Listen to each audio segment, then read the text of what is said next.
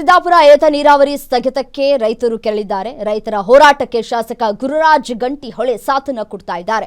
ಜೀವ ಕೊಡ್ತೀವಿ, ನೀರು ಮಾತ್ರ ಬಿಡಲ್ಲ ಅಂತ ಹೋರಾಟಗಾರರು ಹೇಳ್ತಾ ಇದ್ದಾರೆ. ನಮಗಿದು ಅಳಿವು ಉಳಿವಿನ ಹೋರಾಟ. ನೀರಾವರಿ ನಿಗಮ ಕಚೇರಿಗೆ ಮನವಿ ಪತ್ರವನ್ನ ಸಲ್ಲಿಕೆ ಮಾಡಲಾಗಿದೆ. ಸರಿಯಾಗಿ ಕೆಲಸ ಮಾಡದಿದ್ರೆ ಜನ ಕಚೇರಿಗೆ ಬಂದು ಹೊಡಿತಾರೆ. ನಮ್ಮ ಈ ಹೋರಾಟ ಇಲ್ಲಿಗೆ ನಿಲ್ಲೋದಿಲ್ಲ.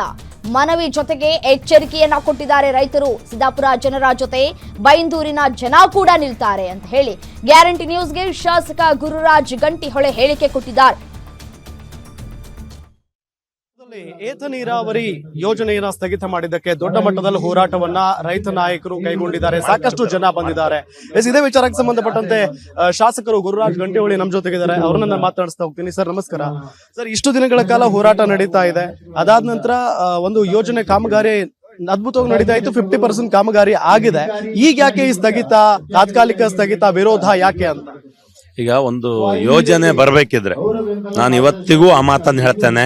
ಆ ಸಮಾಜಕ್ಕೊಂದು ತಾಕತ್ತು ಬೇಕು, ಆ ಸಂಘಟನೆಗಳಿಗೊಂದು ತಾಕತ್ತು ಬೇಕು, ಆ ಸರ್ಕಾರಕ್ಕೊಂದು ತಾಕತ್ತು ಬೇಕು. ಆ ಯೋಜನೆಗಳು ಬರುವಂತಾಗಬೇಕಿದ್ರೆ ನಾನು ಹೇಳೋದು ಇದೆಲ್ಲವೂ ಜನಬದ್ಧತೆ ಮತ್ತು ಜನ ಕಾಳಜಿಯ ವಿಷಯಗಳು. ಇದನ್ನ ಯಾರ್ಯಾರು ತಂದು ಕೊಟ್ಟಿದ್ದಾರೆ ಅದನ್ನು ಉಳಿಸ್ಕೊಳ್ಬೇಕಾದ್ದು ನಮ್ಮ ಜವಾಬ್ದಾರಿ. ಹಾಗಾಗಿ ಯಾವ ಕಾರಣಕ್ಕೂ ಯಾವ ಹಿತಾಸಕ್ತಿ ಇನ್ಯಾರದೋ ತಾಕತ್ತು ತೋರಿಸಿದ್ರು ಈ ಪ್ರಾಜೆಕ್ಟ್ ತೊಂದರೆ ಆಗಬಾರ್ದು. ಮತ್ತೆ ಪ್ರಾಜೆಕ್ಟ್ ತೊಂದರೆ ಆಯ್ತಂದ್ರೆ ನಾನು ಹೇಳೋದು, ಈಗ ಅಲ್ಲಿ ಯಾರಿಗೂ ಅನ್ಯಾಯ ಆಯ್ತಾ, ಸರಿ, ಅದನ್ನು ಕೇಳ್ತೇವೆ. ಆದ್ರೆ ಇದನ್ನ ನಿಲ್ಲಿಸಿ ಕೇಳ್ಬೇಕನ್ನೋ ಯೋಚನೆ ಇಟ್ಕೋಬೇಡಿ. ಇದರಲ್ಲಿ ಏನ್ ಟೆಕ್ನಿಕಲ್ ಫಾಲ್ಟ್ ಆಗಿದೆ ಅದನ್ನು ಬನ್ನಿ ಅರ್ಥ ಮಾಡಿಸಿ ನಾಳೆ ಬದಲಾಯಿಸಿ. ಆದ್ರೆ ಇವತ್ತೇ ಬದಲಾಯಿಸ್ಲಿಕ್ಕೆ ಹೋದ್ರೆ ಇಡೀ ತಪ್ಪಭಿಪ್ರಾಯಕ್ಕೆ ಹೋಯ್ತಲ್ಲ, ಇಡೀ ಪ್ರಾಜೆಕ್ಟ್ ನಿಂತೋಯ್ತಲ್ಲ, ಇಷ್ಟು ದೊಡ್ಡ ಜನಭಾಗಕ್ಕೆ ಬೇಜಾರಾಯ್ತಲ್ಲ. ಸೊ ಇದಾಗಬಾರ್ದು. ಯಾವ ಕಾರಣಕ್ಕೂ ಈ ಪ್ರಾಜೆಕ್ಟ್ ನಲ್ಲಿ ಬದಲಾವಣೆ ಆಗಬಾರ್ದು. ಆಗ್ಬೇಕು, ಮತ್ತೇನಾಗ್ಬೇಕು, ಮತ್ತೆ ಚರ್ಚೆ ಮಾಡಲಿ. ಬದಲಾಯಿಸುವಂತ ಅವಶ್ಯಕತೆ ಏನಿದೆ? ಈ ಭಾಗದ ಜನರಿಗೂ ನೀರ್ ಬೇಕು, ರೈತರಿಗೂ ನೀರ್ ಬೇಕು, ಎಲ್ಲ ಒಳ್ಳೆಯದಾಗೇನೆ ನಡೀತಾ ಇದೆಯಲ್ಲ, ಏನ್ ಕಾರಣ ಅಂತ ಅಸಲಿಗೆ? ನಾನು ಹೇಳ್ತಾ ಇರೋದು, ಈ ರೈತ ಯೋಜನೆಗಳು, ವಾರಾಹಿ ಅಂತ ಯೋಜನೆಗಳು ಎಷ್ಟೋ ವರ್ಷದಿಂದ ಆಗದೆ ಉಳಿದದ್ದೆಲ್ಲ ಬೇರೆ ಬೇರೆ ಇದೆ. ಇದೊಂದು ಏತ ನೀರಾವರಿ ಫಾಸ್ಟ್ ಆಗಿ ಮುಗಿಯುವಂತ ಯೋಜನೆ ಇದೆ. ಹಿಂದೆ ನಮ್ಮ ಆಲೂರು ಗುಂಡೂರಿಯದ್ದು ಸಹಿತ ಆಗಿತ್ತು. ಈಗ ಇದು ಆಗಿ ಮುಗಿದು ಕೈ ಕೊಡಬೇಕು. ಇದು ಯಾರಿಗಾದ್ರೂ ನಾವು ಬಲಿ ಕೊಟ್ಟೆವಂದ್ರೆ ಇನ್ಯಾವತ್ತೂ ಸರಿ ಮಾಡ್ಕೊಳಿಕ್ ಆಗುದಿಲ್ಲ. ಸೊ ಹಾಗಾಗಿ ಇಷ್ಟು ದೊಡ್ಡ ಹೋರಾಟ ಅನ್ನೋದು ಇದರ ಯಶಸ್ಸಿಗೆ ಹೋಗ್ತದೆ. ರೈತ ಸಂಘದ ನೇತೃತ್ವಕ್ಕೆ ನಾವೆಲ್ಲರೂ ಬೆಂಬಲ ಕೊಡ್ತೇವೆ. ಹಿರಿಯರಿದ್ದಾರೆ ಅವರು. ಸೊ ಈ ಯೋಜನೆ ಆಗ್ಬೇಕು. ಇಲ್ಲಿನ ಉಸ್ತುವಾರಿ ಸಚಿವ ಲಕ್ಷ್ಮೀ ಹೆಬ್ಬಾಳ್ಕರ್ ಇದ್ರ ಬಗ್ಗೆ ಏನೂ ಮಾತಾಡ್ತಾ ಇಲ್ಲ, ಏನ್ ಹೇಳ್ತೀರಿ? ಇಲ್ಲ, ನನಗೆ ಮುಂದಿನ ವಾರ ನಾನು ಫೋನ್ ಮಾಡಿದ್ದೆ. ಮುಂದಿನ ವಾರ ನಾನು ಸಿಗ್ತೇನೆ ಅಂತ ಹೇಳಿದ್ದಾರೆ. ಅದ್ರದ್ದು ಆಕ್ಚುಲಿ ಏನಂತ ವಿವರಣೆ, ಅವ್ರಿಗೆ ಏನೋ ಒಂದಷ್ಟು ವಿವರಣೆಗಳನ್ನ ಯಾರು ಕೊಟ್ಟಿರ್ತಾರೆ, ವಿವರಣೆ ಕೊಡಿ, ನಾನು ಅದಕ್ಕೆ ತೀರ್ಮಾನ ತಗೋತೇನೆ ಅಂತ ಹೇಳಿದ್ದಾರೆ. ಸಂಸದರಾದಂತ ರಾಘಣ್ಣನವರು DKಶಿ ಅವರಿಗೂ ಮಾತಾಡ್ತೇನೆ ಅಂತ ಹೇಳಿದ್ದಾರೆ. ಸೊ ಇದ್ರದ್ದು ವಾಸ್ತವವನ್ನು ಇನ್ನೊಮ್ಮೆ ಅರ್ಥ ಮಾಡಿಸಿ ಅದನ್ನು ತರುವಂತ ಪ್ರಯತ್ನ ಮಾಡ್ತೇವೆ.